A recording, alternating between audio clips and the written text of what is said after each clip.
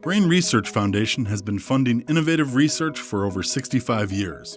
This year, we decided to embark on an ambitious new challenge, addressing the opioid crisis. On average, 164 Americans died every day in 2017 from an opioid overdose. That's one death every 9 minutes. BRF has a history of funding research. Why? Because we're trying to understand the brain as a whole in order to fix it. And with the opioid crisis, we're still doing research, but we wanted to have a more immediate impact, so we looked at relapse reduction. Recent studies indicate that relapse rates for those addicted to opioids can be as high as 90%. Relapse is the biggest issue in terms of treatment. Individuals who are in treatment oftentimes are not treated with any kind of medication, so that when they leave, they've lost all their opioid tolerance, and they are at risk for an overdose if they use one time. The CDC estimates that prescription opioid misuse costs the U.S. $78.5 billion a year. BRF's work seeks to reduce these spiraling costs. We're trying to build upon the science that is already there and bring it to patients to have a more immediate impact. We received 40 applications, and the majority of the applications were good applications, and the top 5 or 6 were really outstanding.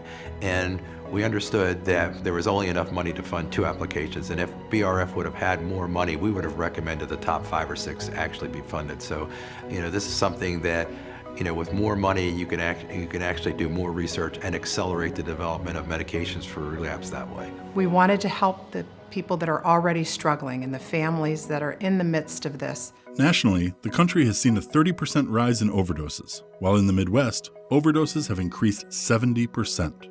Sadly, a family close to Brain Research Foundation became one of these statistics. Arielle Jastrom was a bright, creative, and artistic young woman. She was 2 months away from getting her master's in social work, hoping to help those who were going down the same path.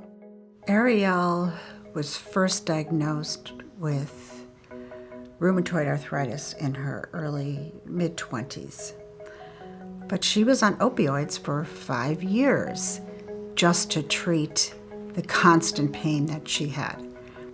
She became dependent upon them. She couldn't make it through the day without them. And what happens is you build up a tolerance over the years of opioids upon opioids. You need more and more to help you feel the same way you were feeling the day before. And because of the crisis, and because of the opioid crisis that exists today, people are wary to give more. And therefore, when she couldn't receive the help that she needed, she went and got it on the streets. And that's what killed her. In Illinois, opioid overdoses have skyrocketed, with 1,946 fatalities in 2016, more than 1.5 times the number of homicides for that year. She was very leery about going on opioids because she knew of its addictive properties. Yet she knew that that was the only thing that would help her, and she really did feel better. And she knew that she needed these to help her get out of bed during the day and do her job. This is an epidemic. The longer you take opioids, the greater your chance of being on the medication a year later. According to the CDC, a one-day opioid prescription can lead to a 6% chance of being on opioids for a year or more. And with a 10-day supply, that number increases to 20%. If we can find something where we can reduce the deaths of those overdoses, it's a win-win. There's no downside to it.